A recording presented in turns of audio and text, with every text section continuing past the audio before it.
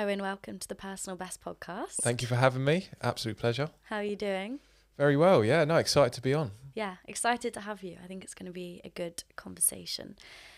So, I don't really like doing intros for other people. Okay. I don't want to put words into your mouth. Right. So, can I just ask you to do a little personal intro for people listening? Yeah, sure. So my name's Owen Barrow. I'm 26, entrepreneur, run my own company, have done for 8 years, and now in the sort of content creation game, more in the running space. So yeah, hopefully we'll get into that a bit further. Definitely. The reason I mainly wanted to have you on is because you've done a challenge which only 1% of people who attempt it actually complete it. I have indeed. Yeah. Which is the 75 hard challenge. Now, correct me if I'm wrong, but from what I've researched, the challenge consists of 2 45-minute workouts a day. Yeah. One has to be outside, regardless of weather. Mm-hmm. 10 pages of a non-fiction book, 4.5 litres of water every day, no alcohol, and then a diet of your choice. But I think it is like a clean or strict diet. Yeah. And that, that sounds crazy to me. But I wanted to ask you why you decided to embark on this challenge. So you mentioned the stat there, obviously something crazy like 1% of people complete it that try it. And I was at a point in my life where I'd sort of mastered going to the gym, getting up early and all that sort of stuff. I've been doing it for years. And I almost got into like a state of being comfortable, but still doing those things, but sort of just, this is easy, I'm getting up, it's fine, whatever. So I wanted to have a bit of a challenge, something to work towards, and prove to myself that I could be that 1%. Everything I've learned through diet, working out, etc., that I could be, one of the people that complete it. So I wanted to prove to myself more than anyone. And then, I just happened to think to myself, right, I'll put it on social media. I'll let everyone know I'm doing it. No one will probably see it. And then it just went crazy from there, really. People really got behind it. And it was one hell of a ride, really. Yeah, because I think a lot of people's reaction to that, including my mom, actually, I told her about it. And she said, why on earth would someone put themselves through that? Because I think with these types of challenges, or people who are naturally into fitness and things, you're electing to do something really difficult. Nobody really is making you do it. No. So why did you decide to, well, you've said like the reasons that you wanted to do the challenge, but what is it about you as a character, do you think, that meant that you were able to complete it? I mean, I've always been disciplined, always been sort of driven to do tough things and stuff like that. As I say, since the age of 15, I've been getting up at nearly every day at like 5 a.m. and then started my own company at 19. So always sort of, strive to be the best version of myself and make my future self proud almost. So where do you think that comes from? I mean, this is not an X Factor story at all, but I did grow up, I was born in Scotland, grew up on super shitty council estate, single parent, didn't know my dad my whole life, so I didn't have that sort of father figure as such, and just had no money whatsoever. So it was always instilled in me to like, right, when there's the opportunity to do so, I want to go out there and try better things for myself, better things for my family. So I always had that burning inside me, really. I was always researching from a young age businesses to start, and it's confusing out there. Like YouTube tells you all these great things that you can do, whether it's drop shipping or whatever it is. But then I got to that age where I really knew what I wanted to do. Me and a friend, Hercules, who had the idea for a company, and just went on from there, really. And it was just all around sacrificing my younger years to make my older years or future years better. Yeah, that's so interesting, because I think a lot of people who have had that upbringing would then sort of take the mindset of, I'm not meant for more. Definitely you could dwell in that place, but clearly you're someone that wanted to improve on your situation and not only, prove to your younger self that you could do it, but to people around you maybe. So absolutely, yeah. Yeah, take me on a bit of your entrepreneurial journey, because that is something I didn't know about you at all. Yeah, okay. So yeah, started a food delivery app that competes with some of the bigger names like Just Eat, Deliveroo, etc. So I started that at 19. Again, didn't have a penny to start this. Started from a mobile phone. We just put on Facebook saying that me and Hercules will deliver you anything you want between 5 p.m. and 10 p.m. at night for £5. So you would text us saying, right, I want a McDonald's, or I want, even like we'd get you a pair of trainers from the like JD or whatever. Okay, Whatever you yeah. wanted, we were like your personal assistant as such. Saved up enough money to buy like a sign written car, which was pretty cool. And then, yeah, was just doing deliveries every day after work, 5 to 10 p.m. every night for a year straight while doing our full-time job. Wow. And it was like, yeah, cool. Like, we're making a little bit of cash here. And then we decided to leave our jobs, which was, I still remember the day now of saying to my boss, yeah, I've started a business behind your back and I want to leave. It was super nerve-wracking, but that unlocked obviously the future for us. Left our jobs and didn't take any salary. Hercules, we had a bit of a bad spot and he was living on my mum's sofa for, best part of a year, which was pretty dark time. Typical sort of entrepreneur story, really. And then we got to the point where sort of there was a light at the end of the tunnel and we managed to get our first investor, which was obviously at the time, you're 20 years old, you've got someone going, right, I'll give you X for this percentage of the business, like a Dragon's Den situation. Now, we made the crucial mistake, or I did anyway, of going, yeah, great, give me the paperwork, signing it and not reading the clauses in the contract. Those clauses then ruined the next 2 years for us because it had things in there like, you can't raise money without my permission, you can't do this without my permission. Oh, so you were quite restricted. Super restricted, and they were only giving us X amount of the investment per month. And you can't grow like that. If you're taking a large amount of money on, you need it to grow. Yeah. So we weren't growing. We were just getting a little bit in each month and nothing was happening. So we went, we don't want to work with you anymore. We'd like to pull out, which is massive, right? Yeah, obviously, losing a big investor. And he went, yeah, cool, give me all my money back and interest. And we were two guys that are living in the same, like my parents' house. And it was just like, I've got about £100 to my name. How the hell are we going to do this?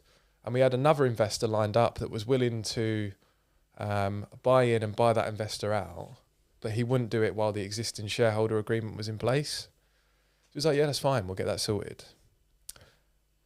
We think everything's okay.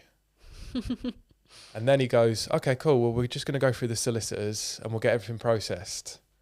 That solicitors turned in from using them for a week. Then it went into a month and then 3 months. And these people were being paid X amount per hour. We ended up, they racked us a 50k solicitor bill on top of paying the investors back. Oh my gosh. Paying interest. And now we've got to pay the solicitors back. And you didn't have the money for it at that point. No way. Yeah. So this caused a lot of tension within obviously the business. Things like depression started to come in and it was just such a dark time. Yeah. And how old are you at this point? 20. Yeah. 20 years old. And I'm like, I'm bang in trouble here. we're gonna have to file for bankruptcy and I've not even started my entrepreneurial journey. But like I look back on it now and it's just waking up every day with hope and just keep pushing forward, keep the business ticking over. And we managed to get through it. But it was just at the time you think your whole world is ending.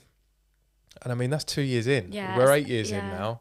So that was sort of, oh, you want to start a business, do you? Well, how about this? How about this? How about this? And I always think with those things as well, like when you want to create something, whether it be a business or you're pursuing like social media or a podcast like I am, when you have the idea in your imagination, it's perfect. Yeah. You don't think about the things that go wrong. You don't think about the hurdles. And I think that is why when you then actually do the thing, it can seem so difficult because you never anticipated any of it. 100%. And I read something really powerful the other day, and it was, if you was to erase all the bad things that have happened to you, all the difficult times, you'd actually erase yourself now. Because it's created who you are today. This guy called Mo Gaudat, I don't know if you've heard of him. Yeah. He referenced a big study where they did that. They interviewed people who'd gone through trauma and like financial issues, all sorts of terrible things. And pretty much every single one of them said they wouldn't erase a bad thing that had happened to them. I agree. Yeah, in terms of your business then, how did you kind of pull it back together and make it successful? So obviously that happened, that got out of the way with, and then it was just sort of, right, okay, we've got through this bad spot. It's sort of built a little bit of a shield of armour on us now. We've gone through all these tough times, these sleepless nights. So it's like, we're ready for anything now. Yeah. And yeah, it was just going out there and putting the time and hours in. We obviously didn't have the full-time job anymore, so we could just work every minute under the sun. We then hired our first drivers, and it was all around service for us, really. All around just giving people a better service than the other apps were giving. And then we took our next investor on, and something happened 4 years in that you may have heard of. It was called the pandemic. That came into place, and that did change everything for us. Changed the trajectory. Quite dramatically, actually. So when we're sitting in front of the TV, the announcement was made, all businesses have to close except key workers. And the key workers were things like nurses, can't remember the other ones, but then it was like delivery drivers can stay open. Yeah. And I was like, oh my God. Like, at the time, I was a bit naive. I was like, okay, cool, we can stay open and just do what we're doing now. And then I had a call from one of our investors basically saying, do you realise what's about to happen? Every restaurant in the country can't have people inside. They have to only deliver. What are you? You're a delivery company. Oh, I didn't think about that. I was just thinking it would be a win. So we went from basically our turnover went from X to quadruple within a week's notice. But that comes with, you haven't got the infrastructure to handle that demand. Yeah. You haven't got the drivers, you haven't got the staff. So we gave a really bad service for the first month. People going, you're terrible, you're my only reason I can get food delivered. So I worked for Waitrose customer services at the same time. So I was getting the call saying, I can't get a delivery slot. How am I meant to get food? And I'm just a little girl on the end of the phone like, I don't know. And I'm dealing with that, like on top but it's your business. Yeah. Yeah. Like, how dare you, like, some of them were a bit dramatic, some of the comments, but it was like, how dare you, like, my kids can't eat. And I was like, tough, yeah. Well, it's a takeaway. I mean, we're not your only source of food, but I understand the frustration and we'll get this sorted quickly. So we worked every hour under the sun for a week straight. We basically opened a warehouse and we just did a huge recruitment day. And we were like, just come in. If you're a human being, we'll basically hire you within reason. Obviously, we did our background checks, but we just hired driver after driver after driver, customer service staff after customer service staff. So we got ourselves into a good state. And then, 2020 to 2021 was literally working, I'm not even joking, like 18-hour days. Wow. And we closed the office. I was working from home. So I would get out of bed, roll out, and my desk would be here. And that caused me to burn out. I burnt out after a year. I didn't want to do it anymore. I then become severely depressed, and I got to the stage where, foolish of me at the time, but I wasn't thinking straight. If you ever had burnout, you start making rational decisions. And I was like, I want to buy all the investors out. I don't want anyone involved, because they were telling me this is the golden opportunity to expand into more towns. And I was like, are you joking? I've not had any sleep, and you're asking me to go launch more towns. Yeah. So I was like, I'm going to buy you all out. So I was going to sell my flat. My mum agreed to sell her house. Oh my gosh. Hercules was going to get money from his family. We were going to drag everyone in to cause this to happen. And then it got to like a week before we were going to do it. And then I was like, this is the wrong decision. Because we were going to buy them all out and just run it as like a lifestyle business to give ourselves a bit of headspace, because we were burning out. And we just changed our decision. We said, look, I had to go with a tail between my legs. I said, I'm really sorry. I was just burnt out. Sorry if I've offended anyone, because obviously these are our investors. Yeah. Kissed and made up and pushed forward, really. And fast forward today, we've got a great team of investors, 350 drivers now. We're operating about 15 towns or like cities as such. And work with hundreds of great restaurants. But the difference between us, just to be clear, to deliver an Uber is we only work with local and independent restaurants. Not chain restaurants. Not chains. Yeah. So our sort of thing is, if we're going to launch in a town, we want to leave it better than where we found it. So that's our sort of our vibe. But yeah, it's back to your point before. If I could change any of these really rubbish times that have happened, I wouldn't. Even back to growing up on the council estate, I would do it all again because it's moulded who I am today. Yeah, and made you a better person for it. It really, really has. It's around just, Hercules says it all the time, but it's being comfortable, being uncomfortable. Like, it's so true.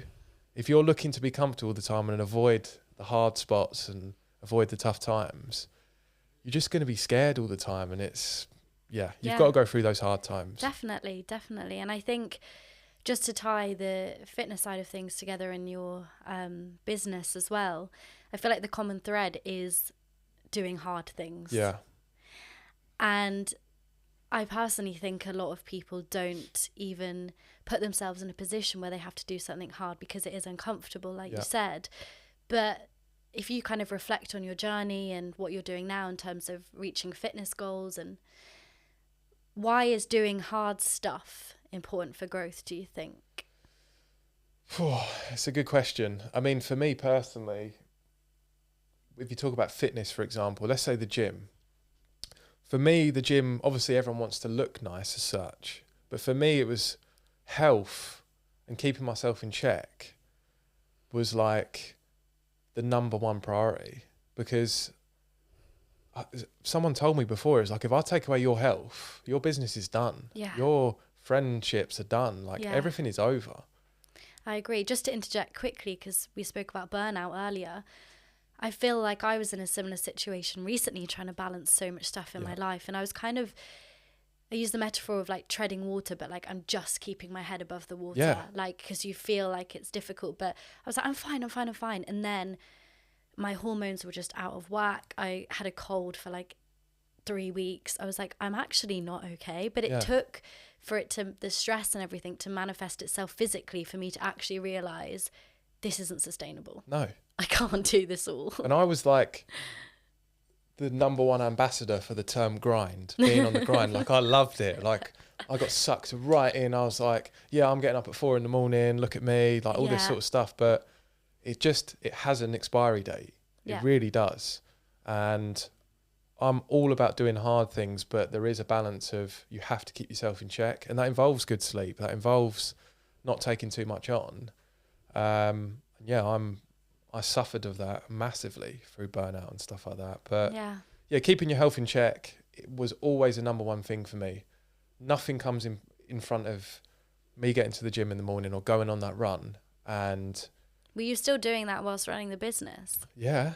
Wow. Yeah.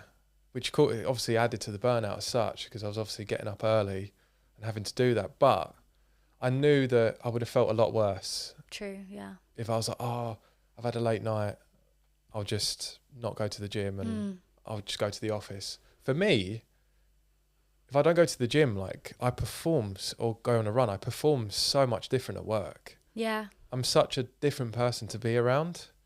So it's my duty to my staff or my business or whoever it might be, that I get myself sorted first, keep my health in check, and then that allows me to be a better person. Yeah, because I guess for people that haven't really incorporated fitness or exercise into their lifestyle, they might not really be able to understand how it benefits you mentally. And like you said, you're doing a service yourself, but you're doing a service to others, because then you show up with your friends or in the workplace as a better, probably more positive, more productive version of yourself. If you filmed me walking into the office, I've been to the gym or I've been on a run, to like I've had a lay-in or whatever and I'm just strolling in, like it's polar opposite. Interesting, yeah. And I'm not a nasty person, but it's just I've not had that time to get the, do you know what I mean, get the bones moving or whatever it might be, and I'm in a good mood because I've achieved something in the morning. And it's the aesthetic around going to the gym is one thing, looking good and all that, fine. But the benefits of just feeling good and being healthy is more important to me. Yeah, I agree. Andrew Huberman said something really interesting that I've written down for this conversation. And he said, the reason to deliberately do hard things is so that when non-self-elected challenges arrive, and they will, you can tell yourself, I don't know how this is going to turn out, but I know that I can do hard things. Doing hard things is always worthwhile. Nailed it. Yeah. It's so good. Couldn't agree more with that. So good. Because, yeah, like, you can't plan for the shit things that are going to happen in your life. But if you know that you've been able to get through things like that in the past, you're in a much better position 100%. to then deal with them. It's your, like, your armory as such of, I've done that before, I know I can do it, or I've been in a difficult meeting before, so I've got this one. If it's going to be hard, I don't care. I've been in difficult meetings. But if you avoid those difficult meetings all the time, you'll always be in fear. You'll always be like nervous and thinking, oh God, I don't know what to do or whatever. So whatever it might be, if you just put yourself through the fire, it'll make you twice as strong next time. Definitely. Definitely. Yeah. So in terms of fitness, I want to talk a lot about your running journey. Yeah. And I've been very lucky to have sat with some other runners on this podcast. But I didn't realise you only properly started running in January. So yeah, talk me through it. How's that happened? I always say, if you asked me to go for a run last year, I'd have told you to jog on. Pardon the pun, but I really would have. I was all about gym, maybe a bit of cycling as well. And it's because I was going running in like Air Max and just silly trainers that clearly weren't designed for running, and then wondering why my legs are in so much pain. But that built up such a resentment for running where I was like, I hate it. I can't do it. I couldn't run more than 1 kilometre without gasping for air. And I was being tight as well. I didn't want to buy an expensive pair of running trainers. So I pulled the trigger and went to Nike and bought a pair of decent trainers and went out for a run in trainers that were obviously designed for that. And it changed everything for me. Like, I can't express how important a good pair of trainers are because it changed the game. Mm-hmm. I was like, I actually quite enjoy this. And then I signed up to a half marathon 2 weeks later. And I did suffer. I shouldn't have gone that quick into the half marathon. And it was a 2 hours and 20 of pure hell. Yeah.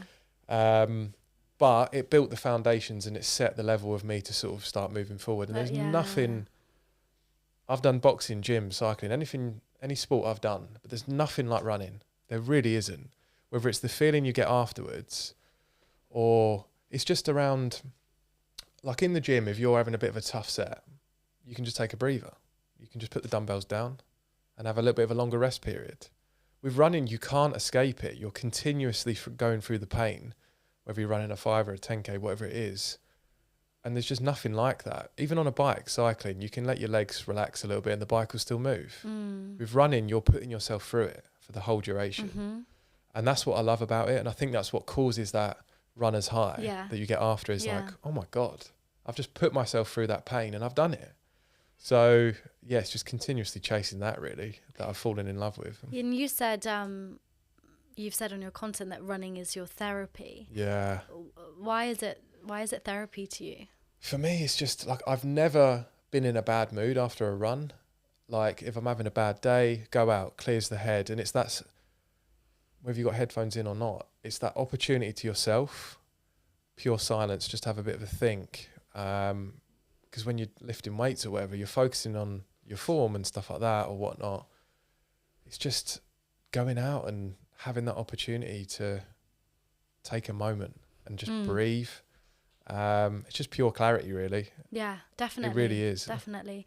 And I think I do think sometimes it's good to not listen to music, because when it's just you and the sound of your feet, like stepping on tarmac or whatever, like you never ever get that. And I do think, like you say, you get this like clarity of mind that you never allow yourself to have. And running in London can be tricky because there's a lot of noise and people, but you know, if you can get out early and go running in a park or something, there's nothing like it. And I think that's the key point, is outdoors. Don't get me wrong, there's a time and a place for treadmill running. But if you look at outdoor running, not only are you sort of going out for a run, but you're outdoors. You're seeing new things, you're exploring new places. And I think that adds to that clarity of, we wake up in the morning, we go to work. A lot of us work in offices, so we're inside a box. Then we're going to the gym, we're in a box. Then we're in our car, we're in a box. We're never outside. So running is one of those things where you get to take in nature and get more oxygen in your body. And yeah, it's just nothing like it. Definitely. I really want to talk on like the benefits of running outside just improving your fitness. Yeah. And you mentioned in a caption on Instagram that you've noticed it helps you reduce stress, mental clarity, like we said. You also said it's increased your confidence and self-esteem. How has that come about? So with running, obviously, some people don't, but for me, it's obviously it's a numbers game. In terms of you setting your targets and your goals, whether that might be a pace or a distance. So for me, why it elevated my confidence was I've gone from not being able to run 1 kilometre to I can now run 42. I've done a marathon, stuff like that. And it's like, I can do this. I've gone from someone that cannot run to doing that. And it just proves to you that we've all got the same ability. And if we just put the time in and the discipline and train, that we can do anything we set our mind to. Yeah. But for me, it made me confident because I was like, oh, I can never do a marathon. I can't run 5K in that time. And then I done it. And then I done the next hurdle and then the next one through training. And it was like, okay. Like I remember when I first started, I was training and then my Strava then finished and said the X time. And I was like, oh, I must be broken. Like the GPS there's no way I ran that quick. Because I was unconfident in what I was doing. But then as time went on, it was like, okay, I am actually pretty good at this. So, yeah, it's great for confidence boosting if you put the time in and are willing to train and be disciplined. I think the topic of confidence is such an interesting one. And I know James Smith, who's a PT, wrote a whole book about it because we've been told so many different things of how to be confident and what it actually is. And I think I've come to learn that confidence is being able to do the things you said you were going to do. And it's about, proving to yourself that you're capable of doing more. And running is such a brilliant example for that. Like you could wake up every day and say to yourself in the mirror, I'm a great runner. I'm so good at running. I love running. If you don't actually go out the door and do the miles and put the time in, then you're just selling yourself a lie. 100%. 100%. And I think as well with a little like side quest note on confidence around running is I've met some of the best people I know to date through running, whether it's through run clubs, social media, whatever it might be. Like everyone's there and everyone knows the pain of running. They know it's difficult. So everyone's sort of on the same path. So yeah, whether it's going out, I've gone to multiple run clubs on my own. I would never go to a nightclub on my own. I would never go to other social settings on my own. It'd be like, whereas you can turn up to these places and people will welcome you in. So that's one thing that I would say that if anyone's listening and they're looking to build their confidence through running, that's where to go. Yeah. 'Cause there's some great run clubs out there that it's not about ego. It's not about who can run the fastest. It's about, oh, you've not done a 5K before. We're going to take you through that. So everyone's been through the same journey. Yeah, that's it. I'm glad you touched on that because the other reason you put for loving running was social connection. Yeah.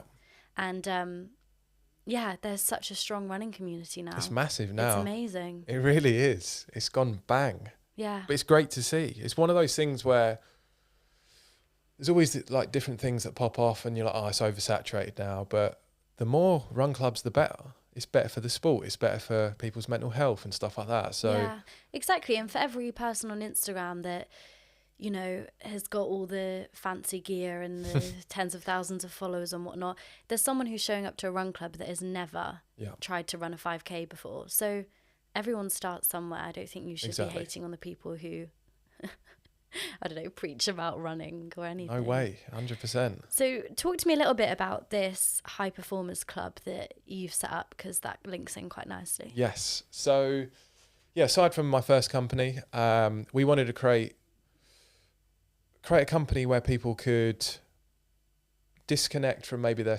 current social setting that they don't feel is benefiting them and come to a new one. So that might be done through running. It might be done through hiking. Might just be through going for a coffee together.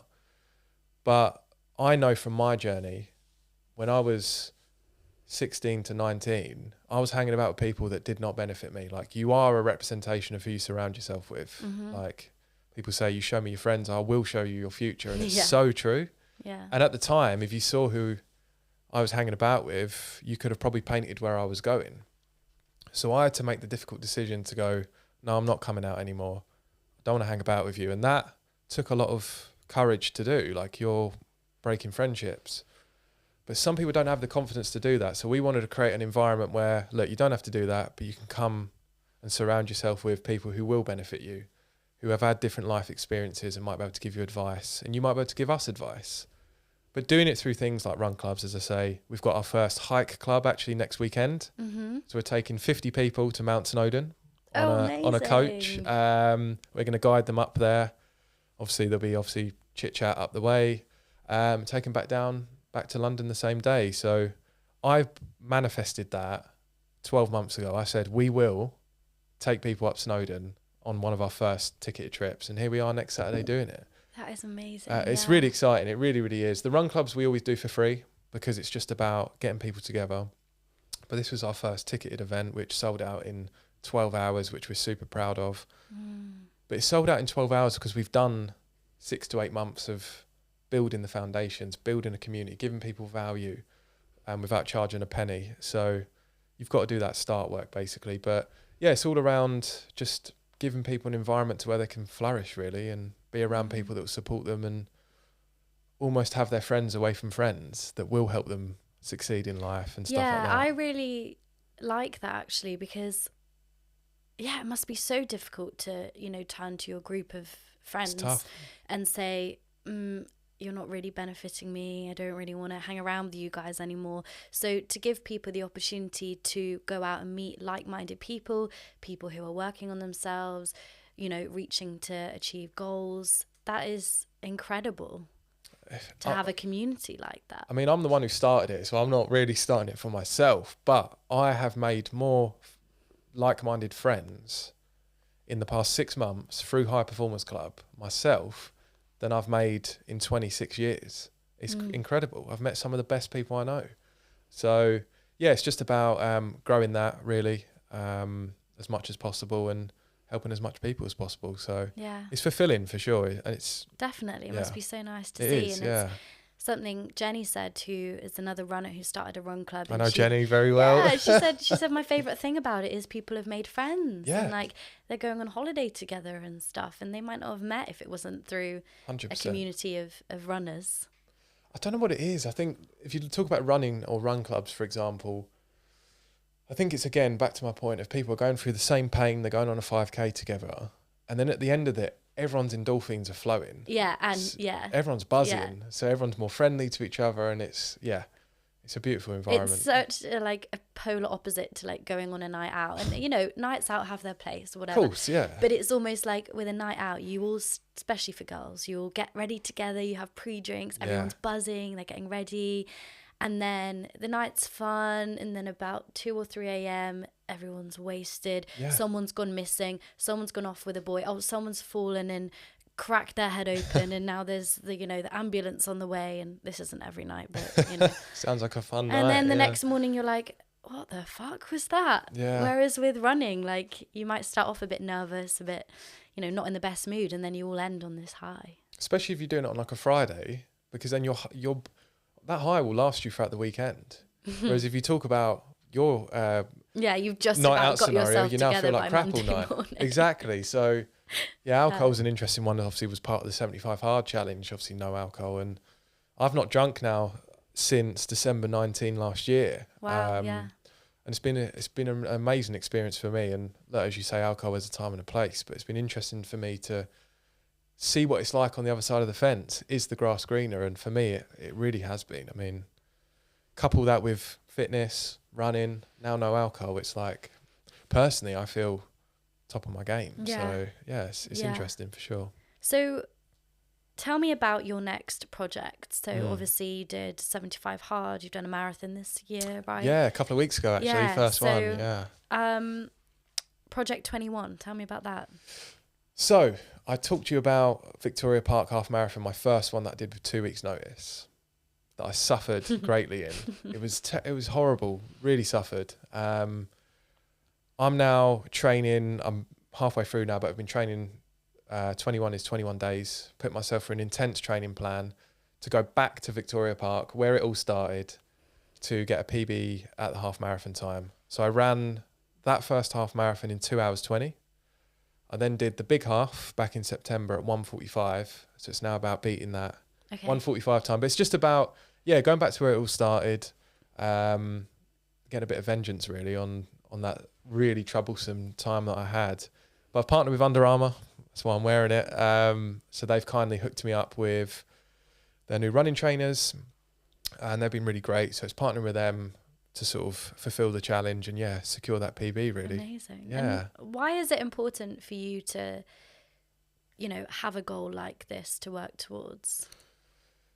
It's so interesting you asked that, because I had a conversation with someone the other day around like things like retirement and stuff like that. And for me, like, it's a bit of a myth. Like if you take working away or having a goal, people will go, it's like self-destruction. And I noticed that after 75 Hard, because I was on holiday when it finished, and I had about 3 days before I got back to London. And I noticed that 3 days of like, not quite self-destruction, but it's like the gold medal blues, isn't it? Yeah. And like, I just won't go to the gym. Like, I've done this now. And you let that go on too long, you find yourself going backwards. So just having that purpose and something to wake up in the morning and fill you with fire, that's what I love and that's what I chase. And yeah, it's put myself through pain, but it's just, I love it really. It's having that, again, that purpose. Human beings need purpose.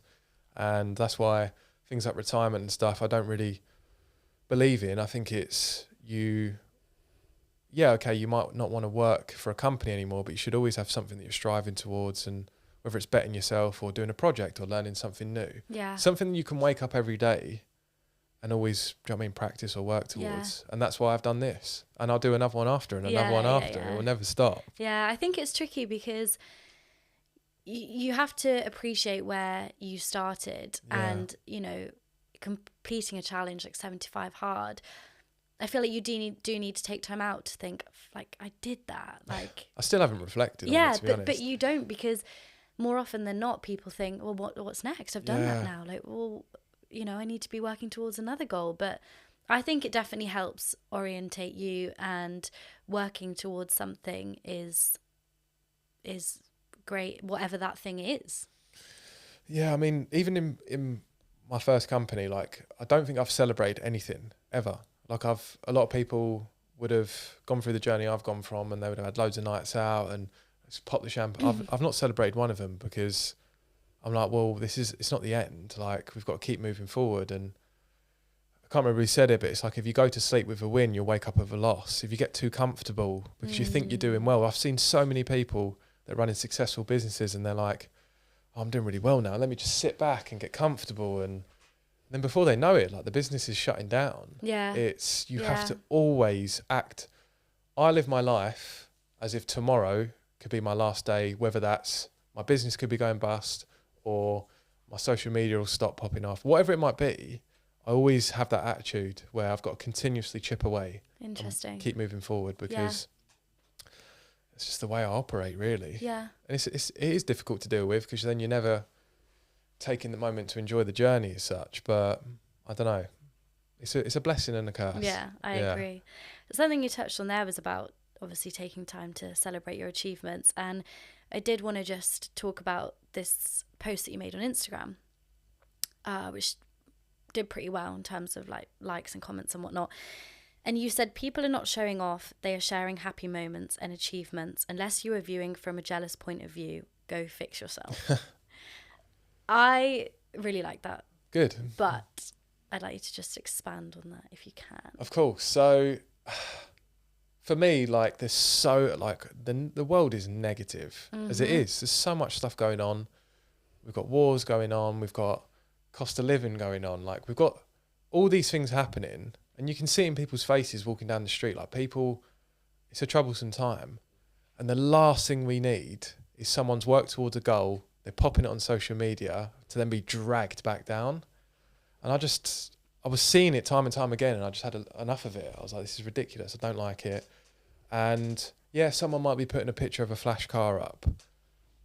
People got opinions on that, but they've worked towards that, and that's making them happy. Who are you to discredit them, or who are you to say that's wrong?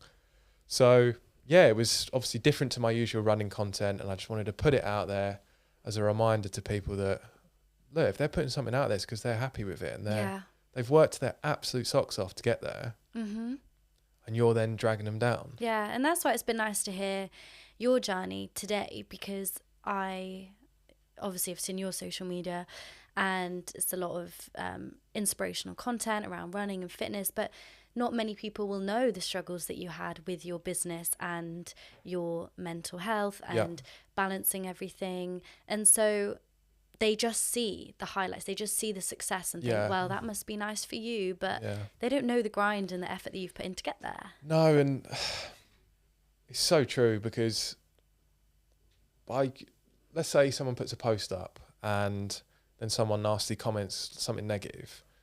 Some people are at a breaking point. Like, that comment could ruin their whole week or their whole month. You don't understand what's going on behind the scenes.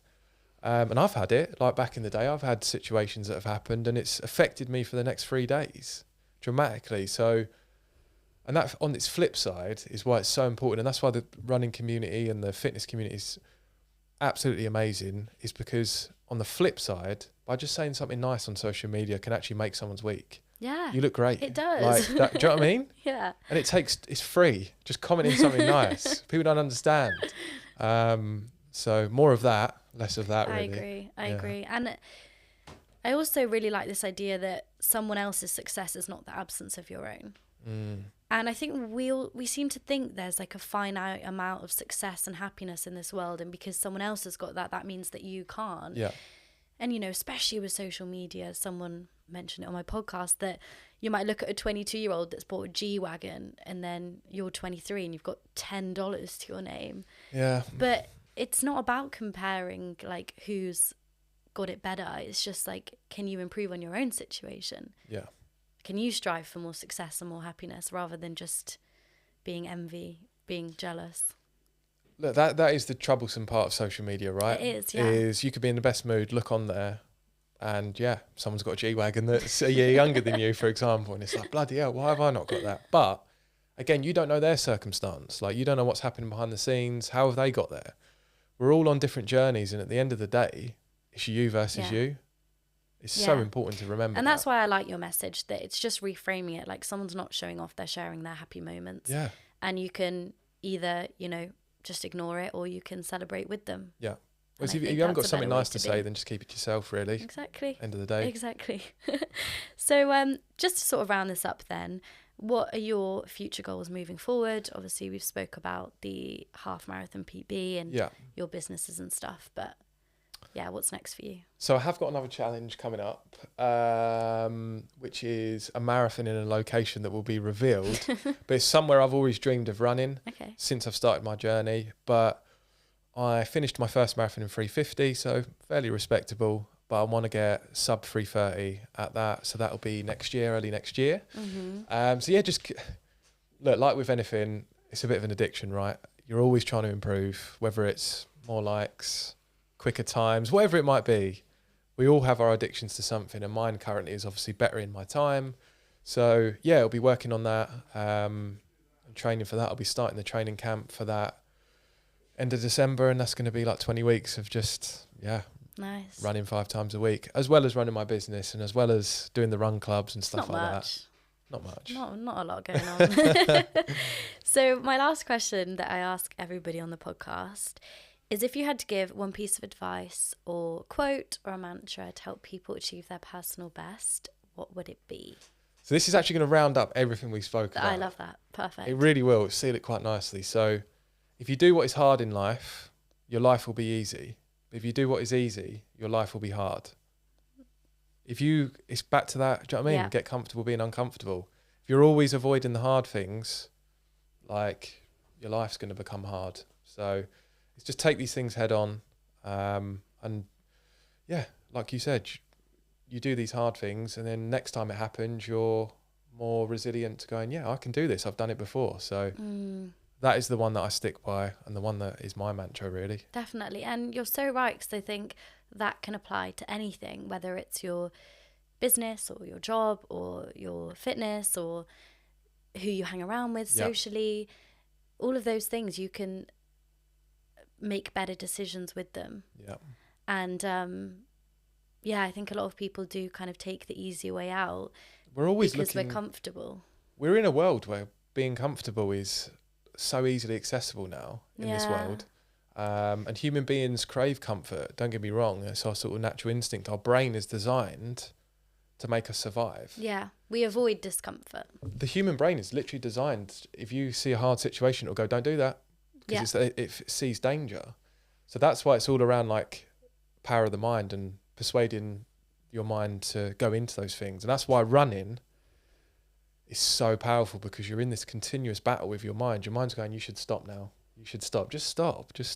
And that's why when you get to the end of the 10K or whatever it is, I've conquered my mind. And that's why I feel amazing. So yeah, that's why I love running. That. No, that's great. I'm going to put that quote on a t-shirt somewhere. So where can people go if they want to find you online or check out any of your businesses and stuff? So my Instagram is Owen_Barrow. High Performance Club is _High Performance Club. Or if you just Google us, it will come up as well. So as I say, we're doing loads of events. We've got the run clubs that are on once a month as a minimum, always free. And we always collab with exciting brands, like the one on tomorrow. Actually, we've got one tomorrow, is in collaboration with Raw Press, who are an amazing sort of coffee shop place, and they're giving everyone free hot chocolates, free coffees, porridge. So a bit of like an autumn vibe. So yeah, we're always collabing with exciting brands like that. And then yeah, we've got the hike stuff that's popping off now. Need to do another sport, I think, to do cycling or something like that maybe. But yeah, we're always doing stuff like that. And then yeah, you can find me Owen_Barrow. Perfect. Well, thank you so much. I've really Thank you very much. enjoyed it. Yeah, no, it's been great. Amazing.